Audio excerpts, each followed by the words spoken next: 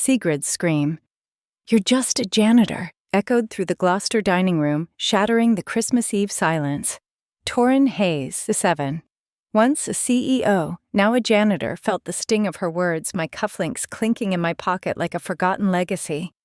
Snow crunched outside a cold mirror to the family's quiet betrayal. Was this my sister's revenge for a loan she'd never repaid? Family drama? Silence over 50 hides wounds deeper than words. Can a single night mend a lifetime of rifts? Share your own silent feud stories below, and let's unravel this emotional silent revenge tale together. Snow falls gently on Gloucester, Massachusetts, Christmas Eve, 2025, blanketing the coastal home where amber light spills from frosted windows. Lobster trap ornaments glint, catching the glow of a smart home panel flickering by the door. Torin Hayes, vet, stands alone, his breath fogging in the chill. He clutches a faded photo of his late wife Mara, her smile frozen in time. I watch him, my heart heavy. Leora, his mother, 80 years old, peering through the window. He's here, but will they see him? The wind howls, carrying the faint hum of maritime carols from inside Gloucester fisherman's song, weaving through the salt-stung air. Torin's gray hair catches snowflakes, his weathered hands trembling as he traces Mara's face in the photo. His old CEO cufflinks tucked in his coat pocket clink softly, a relic of a life he left behind. He steps toward the door, hesitating, his fingers fumbling with the smart home panel's touchscreen. The screen flashes, "Welcome guest," its cold efficiency mocking his unease. I want to call out to pull him inside, but my voice stays trapped like the snow piling against the dunes. Torin's eyes, tired but resolute, scan the house. Inside, I see my daughter Sigrid, 50, her sharp gaze cutting through the window. Her hand grips a wineglass, lips tightening as she spots him. The carols swell, but they can't drown the ache in my chest. He's my son, yet he stands like a stranger, his janitor's coat heavy with more than snow.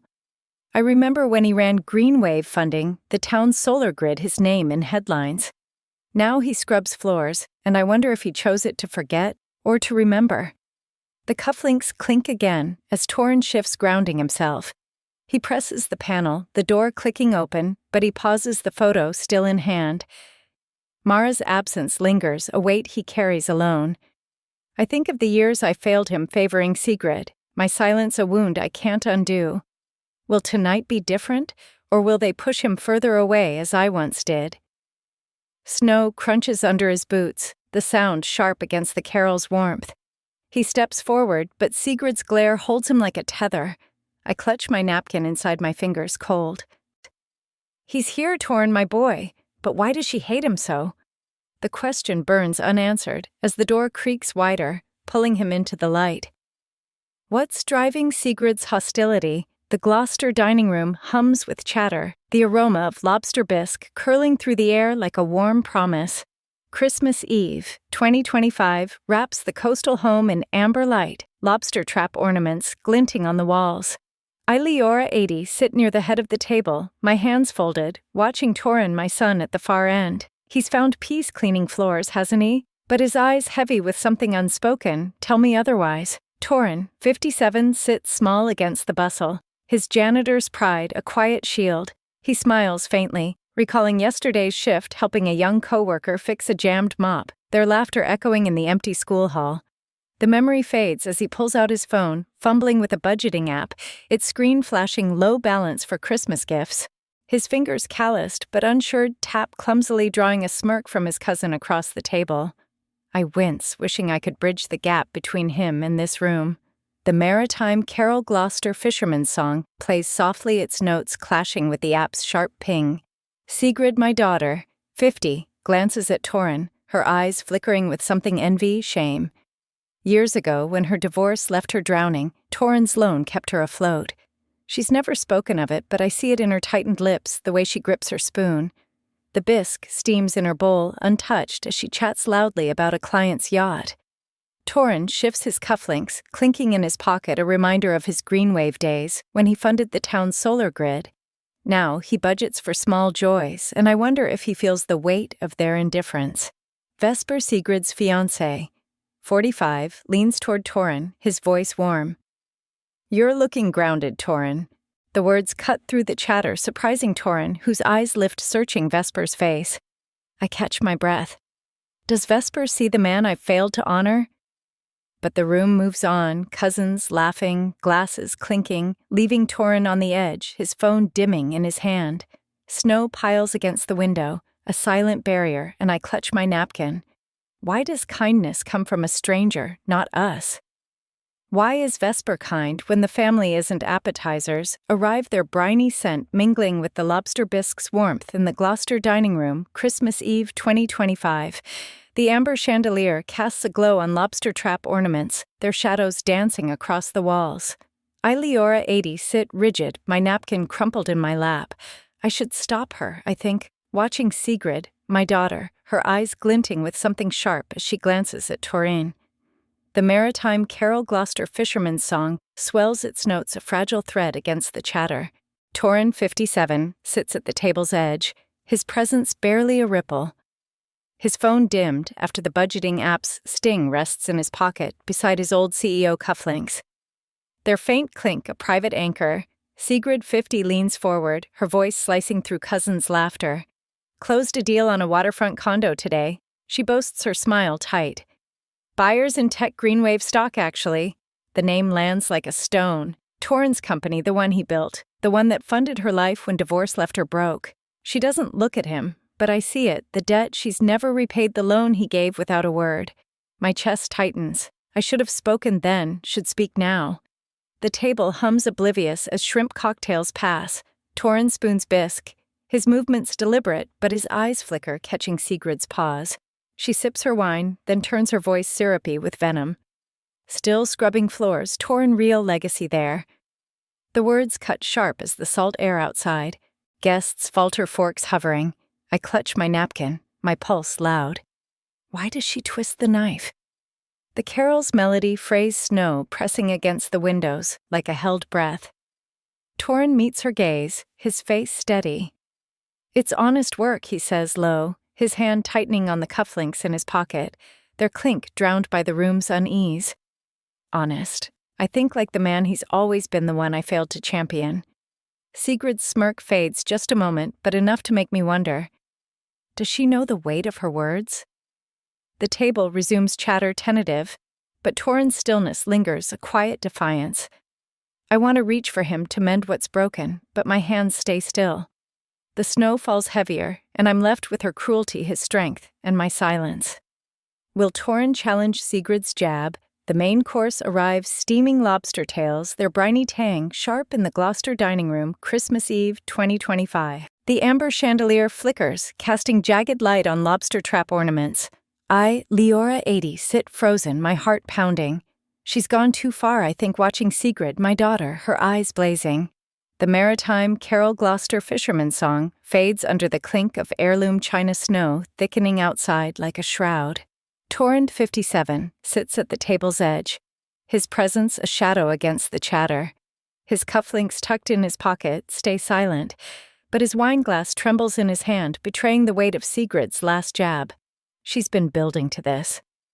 I see it now, her envy rooted in the loan Torin gave her during her divorce. A debt she's buried under her real estate bravado. The room hums, cousins slicing lobster oblivious to the storm brewing. I should stop her, but my voice catches my fingers, brushing Torin's arm instead. A fleeting plea. Sigrid slams her fork down the sound, a crack in the air. You're just a janitor, Torin. She screams, her voice slicing through the carols. Stop pretending you're still someone. The words explode raw and cruel, her face flushed with years of resentment. Guests freeze forks midair, a cousin gasping. She's out of line. The chandelier's light fractures in Torin's glass. Its amber glow, a distorted halo. I clutch my napkin, my touch on Torin's arm, lingering, trembling. Why does she need to break him? The snow presses against the windows, a silent witness to her rage. Torin stays still, his silence louder than her scream. His eyes steady but pained lock on the glass, its tremble mirroring his restraint. I see the man who ran Greenwave, who funded Gloucester's solar grid, now scrubbing floors to find meaning. My son reduced to a punchline by my daughter, and I let it happen. The carols stopped the smart home system, dimming the room as if sensing the fracture. Sigrid's chest heaves, her smirk, gone, replaced by something guilt. Fear. The table holds its breath, waiting for Torin's move, but he gives nothing, his dignity a wall. I want to speak to shield him, but my throat tightens. The lobster tails cool untouched, and I'm left with her cruelty, his silence, and my failure. Will Torin respond, or walk away? The Gloucester dining room holds its breath. Lobster tail plates cleared, their briny scent lingering. Christmas Eve 2025 casts an amber glow from the chandelier, its light softening the lobster trap ornament's jagged edges. A Leora 80 sit trembling, my hand still warm from touching Torin's arm. Vesper sees his heart, doesn't he? I think watching Vesper Sigrid's fiancé rise from his seat. The smart home system dims the chandelier slightly, as if bracing for what's next. A maritime Carol Gloucester fisherman's song restarts its notes fragile against the silence left by Sigrid's scream. Torin, 57, sits rigid, his wine glass steady now, but his eyes betray a flicker of pain. His cufflinks hidden in his pockets stay silent, a reminder of his green wave days when he funded Gloucester's solar grid. Sigrid, 50, slumps back, her face flushed from her outburst, her wine glass clutched tight. Her resentment rooted in Torin's loan that saved her from ruin simmers in her smirk. I see it, the shame she buries under her real estate empire, and my chest aches. I nod faintly, urging Vesper on my fingers, brushing my napkin, desperate for a shift. Vesper, 45, raises his glass, his voice calm but firm. To Torin Hayes, he says, whose solar grid lit Gloucester's homes, CEO or janitor, he's a giant. The words land like a lifeline. Guests murmuring approval, a cousin whispering well said. Torin's eyes lift, a spark of pride breaking through his guard. I catch my breath. Does he feel seen? Even for a moment, the carol swells its melody, weaving through clinking glasses, the smart home system brightening the room. But Sigrid sips her wine, her smirk sharpening. Charity doesn't erase absence. She mutters, her voice low, slicing the hope Vesper built. The table falters, eyes darting between her and Torin. Torin's spark dims his hand, brushing his pocket, the cufflink's faint clink drowned by the carol. I want to shout to tell Sigrid she's wrong, but my throat locks. He gave everything, his time, his heart for this town, for Mara, and they don't see it. Snow swirls outside, softening a fleeting thaw in his isolation. Vesper's gaze holds Torin steady, but Sigrid's words linger, a poison. I nod again, my heart heavy. Is Vesper's praise real, or just a moment's reprieve? The carol carries on, but the room feels colder, and I'm left with Torin's silence, Sigrid's venom, and a hope that feels too fragile. Is Vesper's praise genuine, or will Sigrid escalate further? Dessert arrives, cranberry tart, its tangy sweetness cutting through the Gloucester dining room's tension. Christmas Eve 2025 dims the amber chandelier, lobster trap ornaments casting long shadows. I, Leora 80, watch from my seat, my heart sinking. She planned this cruelty, my daughter, I think, as Torin slips out to the porch, snow crunching under his boots.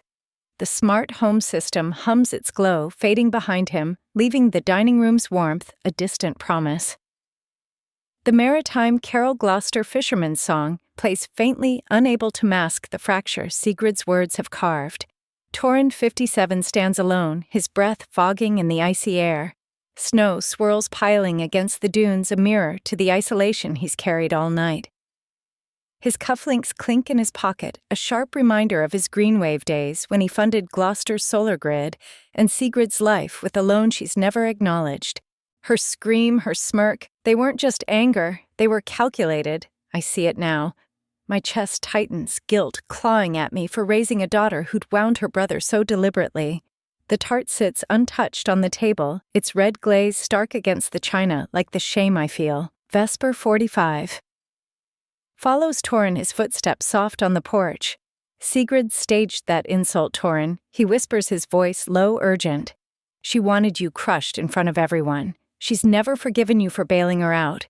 The words hit like a gust. Torin's shoulders stiffening. Sigrid's divorce left her broken, her real estate dreams crumbling until Torin's money rebuilt her. But instead of gratitude, she nursed resentment, her pride bruised by his quiet generosity. I clutch my napkin inside my fingers, cold. How did I miss this in her? Torin's hand tightens on his cufflinks, their clink grounding him against the wind's howl. "I'm staying," he says, voice low, resolute. His eyes pained but fierce meet Vesper's snow catching in his gray hair. I want to run to him to beg forgiveness for Sigrid for myself, but I'm rooted, my silence a betrayal. The carol drifts through the open door, its notes hollow. Vesper nods, stepping back, leaving Torin in the snow. What drives her resentment so deep? I wonder the question a knife as the dining room's light flickers, calling him back to the fight. What fuels Sigrid's deep resentment?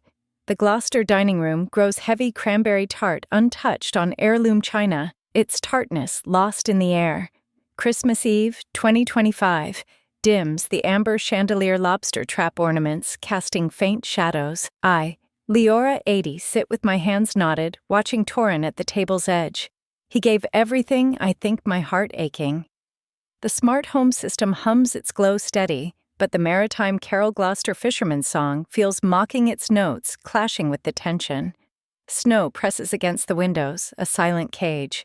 Torin 57 sits still, his cufflinks quiet in his pocket, their weight a tether to his greenwave days. Sigrid 50 leans forward, her eyes sharp, her voice cutting through the chatter. "Your legacy didn't save Mara, did it, Torin?" The words land like a blade, slicing open wounds I've long ignored. Guests pause, spoons hovering a cousin's breath, catching.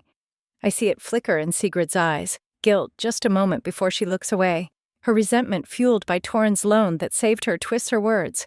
But this is too cruel. My throat tightens. I should speak, but I'm frozen. My failure, a stone in my chest. A memory surges vivid as the snow outside Torin in his Greenwave office 2015 signing, checks for Gloucester's solar grid, his desk cluttered with budgeting apps to fund Mara's cancer treatments. He'd missed Sigrid's birthday, his phone silent work consuming him. I'd scolded him then, not seeing the cost. Now his eyes glisten, the pain raw. "I tried," he whispers, voice barely audible, his fingers clutching the cufflinks, their clink lost in the carol's swell. The words break me, my son who gave his life for others reduced to this, his sacrifices unseen, unvalued. The tart's red glaze blurs in my vision, a stain of my silence. Sigrid's smirk falters, her spoon trembling. Does she know what she's done? The table resumes hesitant, but Torin's whisper lingers, a plea. No one answers. I want to reach for him to tell him I see his heart, but my hands stay still. The smart home system flickers, as if sensing his isolation, snow piling higher outside. He tried for Mara, for this town, for us, and they don't care. My guilt chokes me, a mother who let her son's light dim. Can he endure another blow?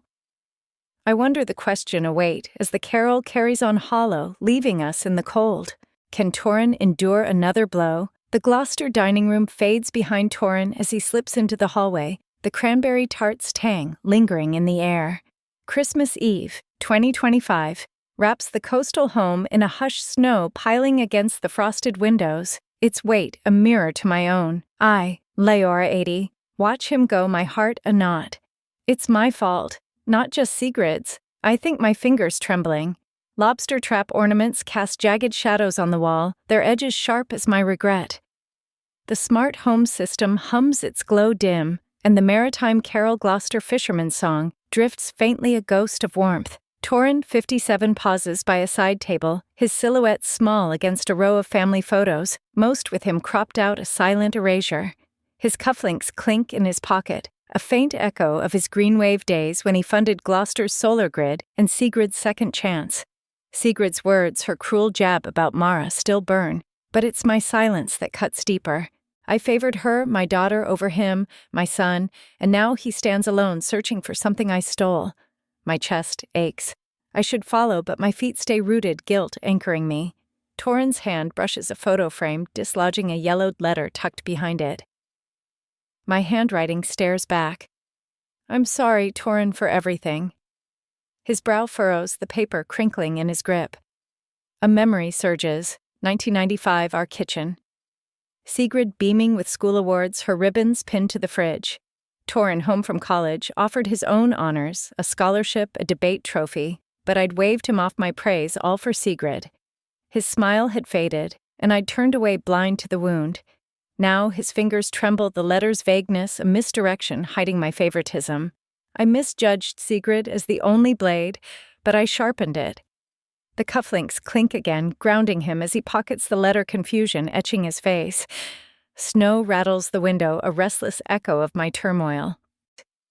What secret does my apology hide? I wonder the question. A splinter as the carol's notes falter, the dining room's chatter distant. I want to confess, to beg his forgiveness, but my voice fails. Torin stands lost in my past, and I'm left with the letter's truth, his pain, and a rift I helped carve. What secret does Leora's apology hide? The Gloucester dining room crackles with silence. Cranberry tart plates cleared their tang, a faint memory. Christmas Eve 2025 casts a flickering glow from the chandelier lobster trap ornaments stark against the walls. I, Leora 80, sit rigid, my heart a stone. I broke this family, I think. As Torin returns, clutching my letter. The smart home system dims its hum a low pulse, and the maritime Carol Gloucester fisherman's song cuts off abruptly, leaving a void. Snow presses the windows, a heavy shroud, as guests sit frozen, their eyes darting. Torin, 57, stands at the table's edge, his cufflinks silent in his pocket, the letter trembling in his hand. His face etched with confusion. Seeks mine, and I feel the weight of my past favoring Sigrid, my daughter, over him, my son for years. Sigrid, 50, grips her wineglass, her earlier venom replaced by a flicker of unease. Vesper, 45, holds her hand, his gaze steady on Torin. The room waits a held breath as Torin's voice, low but firm, breaks the quiet.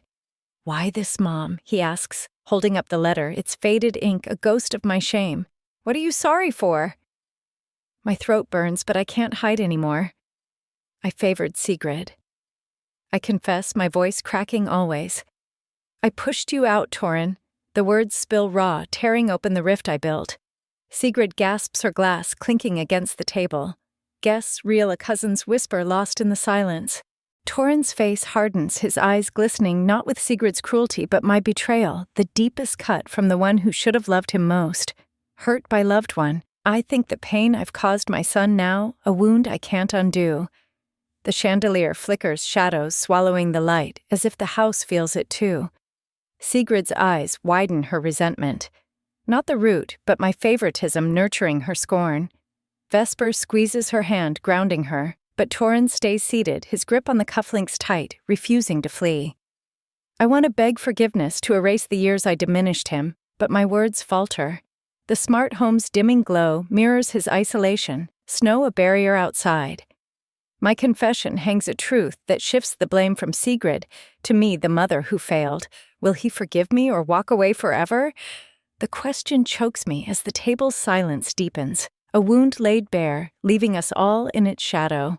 Will Torin forgive Leora or walk away forever? The Gloucester dining room softens as the Gloucester fisherman's song begins a sing-along, its maritime notes weaving through the air.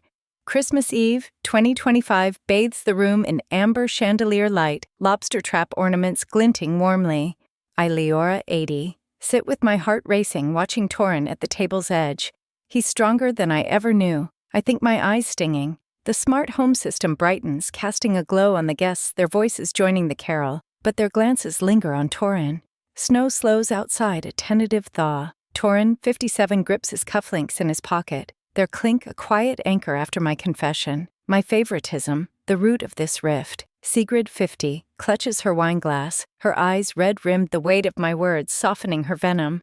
Vesper, 45, leans toward her, his hand steadying hers, his gaze urging peace. The carol's rhythm carries the room, but the tension hums a current beneath the melody. I brush a tear, my fingers trembling, wishing I'd seen Torin's heart sooner. My silence fueled Sigrid's resentment, and now he must bridge what I broke. Torin stands, his voice low but clear. I worked hard for us, Sigrid, Mom, he says. But I failed you by being gone. Cleaning floors taught me humility, and I'm sorry. The words land soft, raw, a plea for understanding, not victory. Sigrid's breath catches tears, spilling her guard.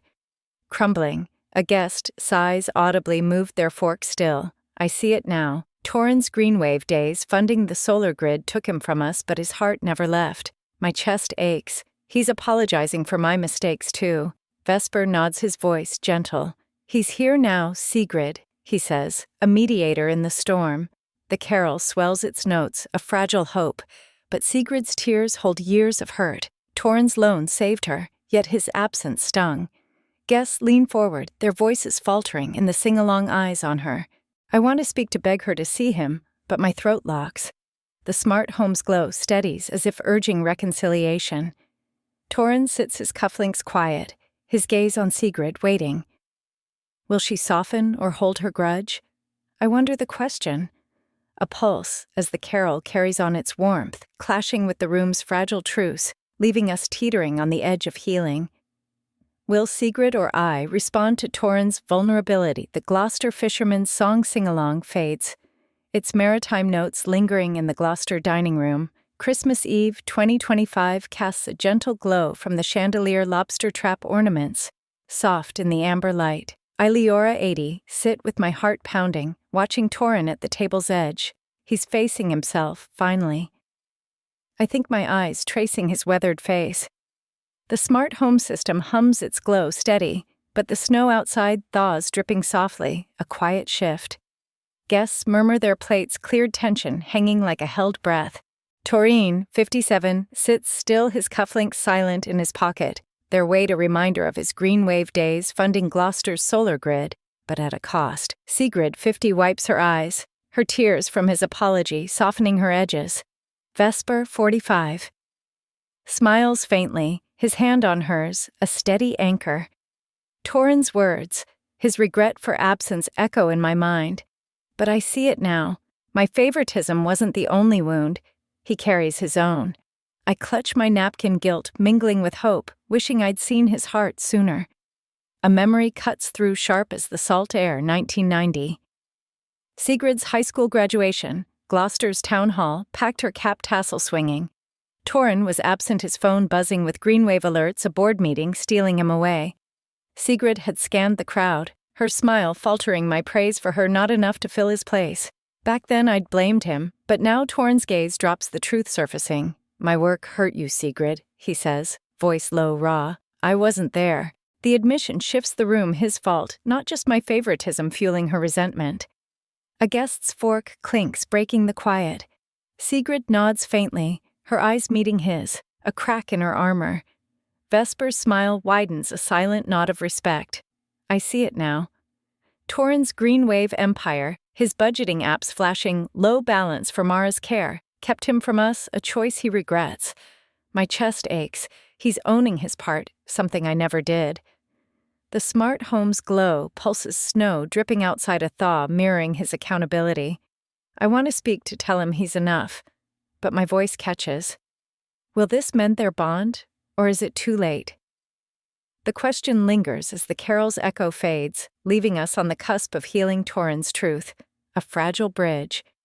Can Torin mend ties with Sigrid and me? Guests gather their coats, the Gloucester dining room emptying, its amber chandelier dimming. Christmas Eve, 2025, unveils a starry sky through the windows, the snow's thaw leaving a quiet sparkle on the dunes. I, Leora 80, stand near the table, my hands trembling. He's enough, always was. I think watching Torin, my son, linger alone. The smart home system plays a final Gloucester fisherman's song, its maritime notes soft, wrapping the lobster trap ornaments in warmth. I clutch Mara's locket, its weight a promise I've failed to keep until now. Torin to 57, stands by the table, his cufflinks clinking faintly in his pocket, a tether to his greenwave past funding Gloucester's solar grid, budgeting tightly for Mara's care.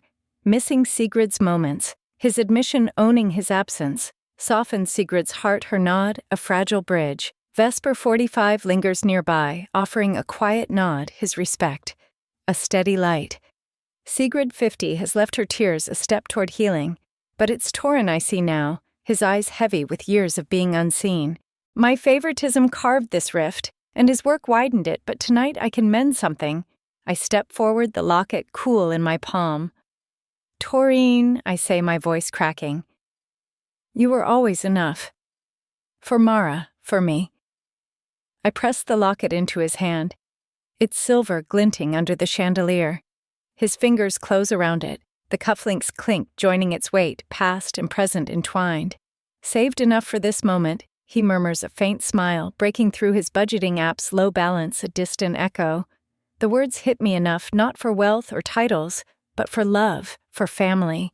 The smart home's glow pulses playing the carol's final notes, a benediction. Torin's smile holds quiet, but real, the locket grounding him. He steps outside the starry Gloucester night, embracing him, snowmelt dripping like tears. Vesper's nod follows a silent ally. I watch my heart full, knowing this won't erase the past, but it's a start. He's seen not as CEO or janitor, but as Torin enough. The carol fades, stars twinkling, and I'm left with his smile, my gift, and a hope that lingers. Share a time you felt unseen by family. I think wishing others could find this light.